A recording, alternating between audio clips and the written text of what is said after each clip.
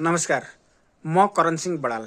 आजको भूराजनीतिक श्रृङ्खलामा विश्वको राजनीतिक परिघटनाको विषयमा भन्दा पनि नेपालमा विकसित भएको पछिल्लो राजनीतिक घटनाक्रम र जुन भर्खरै गठन भएको बालेन नेतृत्वको सरकार हो, यो सरकारले चालेका सुरुवाती केही कदमहरूको विषयमा संक्षिप्तमा चर्चाको प्रयास गर्नेछु।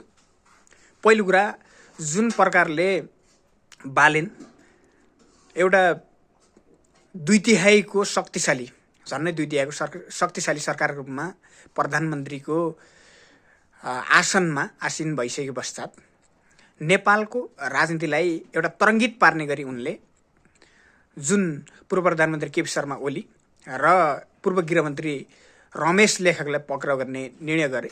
यो निर्णयले अहिले नेपालको राजनीतिमा तरङ्ग पैदा गरेको छ।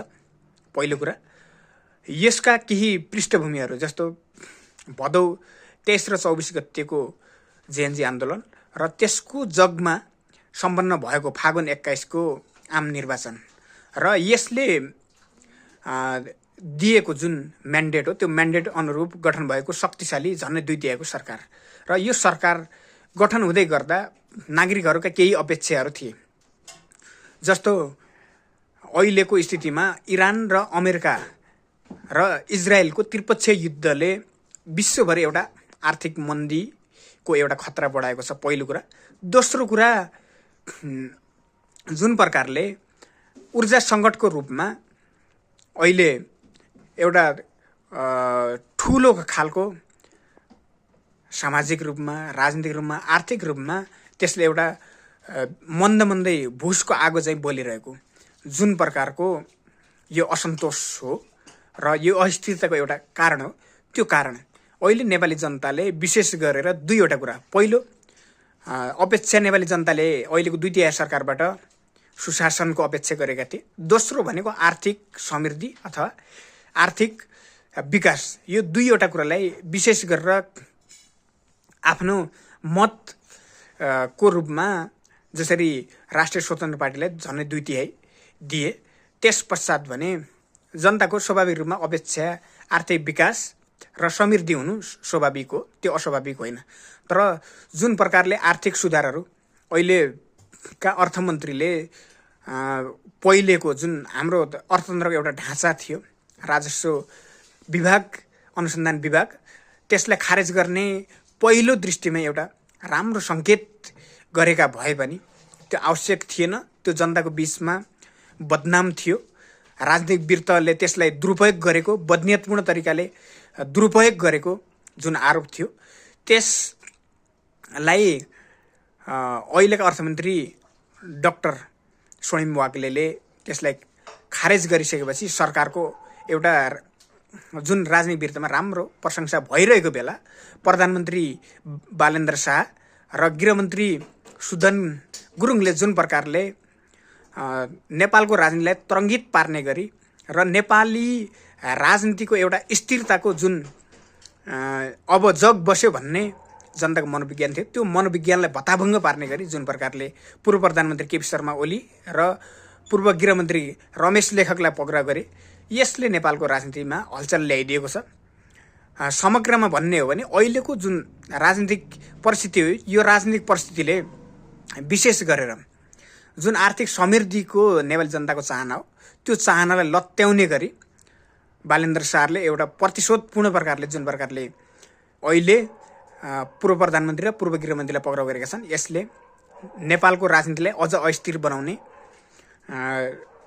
प्रकारको सुरुवाती सङ्केतहरू देखा परेका छन्। यसको विरुद्धमा नेकपा एमाले सडकमा आइसकेको छ। बिस्तारै नेपाली काङ्ग्रेस पनि आउने स्थिति बन्नेछ। साथै त्यसपछि माधव नेपाल र पुष्पकमल दाहाल प्रचण्ड, यी दुईजनाले नेतृत्व गरेको पार्टी नेपाली कम्युनिस्ट पार्टी पनि यसमा बिस्तारै आन्दोलनमा सहभागी हुन सक्छ र यो हुँदै गर्दा अहिलेको जनमतको हिसाबले सबैभन्दा ठुलो दल राष्ट्रिय स्वतन्त्र पार्टी एकातर्फ र त्यो इतर शक्ति अर्कोतर्फ दुईवटा कित्तामा विभाजित हुने खतरा बढेको छ। यसले संसारमा कहीँ कतै पनि जुन प्रकारले राज्य सत्ताले एकपछि अर्को गरी दमनको प्रक्रिया अगाडि बढाउँछ, राज्य सत्ताको जित भएको कहीँ कतै पनि देखिँदैन।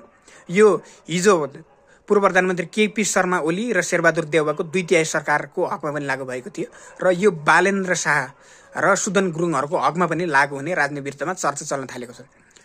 दोस्रो कुरा, अब यो जुन परिस्थिति विकास भयो, यो विकास हुनुमा अहिलेको प्रधानमन्त्री बालेन्द्र शाहका केही अपरिपक्व खालका जुन एउटा सनकको भरमा चालिने कदमहरू र उनको निर्देशनमा प्रत्यक्ष रूपमा आन्दोलनमा सहभागी भएका जेनजेलमा सहभागी भएका र पछिल्लो समय एकपछि अर्को गरी आफूलाई एक्सन ओरिएन्टेड भनेर दाबी गर्ने सुदन गुरुङ, यी दुवैजनाले जुन प्रकारले एउटा प्रक्रियालाई मिचेर, कानुनी प्रक्रियाहरू मिचेर, त्यसै गरी जुन संविधानले निर्धारण गरेका न्यूनतम मूल्य र मान्यता हुन्, ती मूल्य र मान्यतालाई जुन प्रकारले लत्याउने काम गरे, यसले भने नेपालको राजनीतिमा अर्को अस्थिरताको बिउ थपेको राजनीतिक विरुद्धमा चर्चा भइरहेको छ।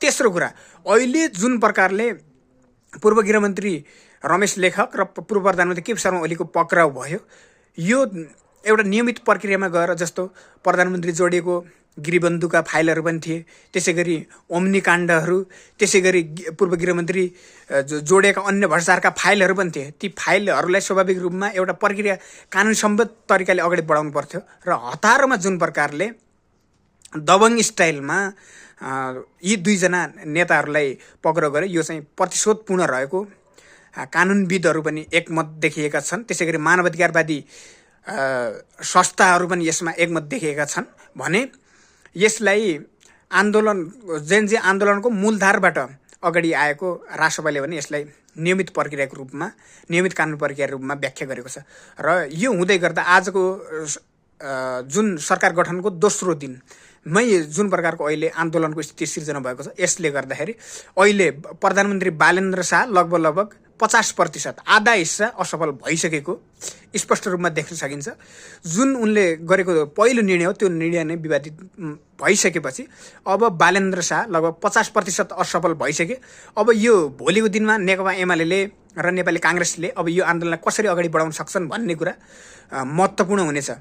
यदि प्रधानमन्त्री र गृहमन्त्रीको जुन प्रकारले राज्य सत्ताको प्रयोग गर्ने जुन मनसाय छ, त्यो मनसायले दबाउँदै लग्यो भने र अहिलेको नेकपा एमालेको आन्दोलन रक्षात्मक बन्दै गयो भने नेकपा एमाले पनि शिथिल हुँदै जाने र अहिलेको प्रधानमन्त्री र गृहमन्त्रीको जित हुनेछ। अन्यथा यो स्थिति प्रतिकूल बन्दै गयो। आजको सम्मको स्थिति हेर्दा 50% हिस्सा एमाले र प्रधानमन्त्री बालेन्द्र शाह र गृहमन्त्री सुदन गुरुङको पक्षमा देखिन्छ भने यो जनमत भोलि गएर कतातर्फ डोलामान हुन्छ र त्यसले कस्तो स्थिति सिर्जना हुनसक्छ भन्ने विषयमा व्यापक चर्चा भइरहेको छ। तपाईँहरूलाई के कस्तो आजको घटनाले के कसरी तपाईँहरूले लिनुभएको छ, आफ्नो प्रतिक्रिया दिन नभुल्नुहोला भन्दै आजको कार्यक्रमबाट मलाई बिदा दिनुहोस्। हवस् त, नमस्कार।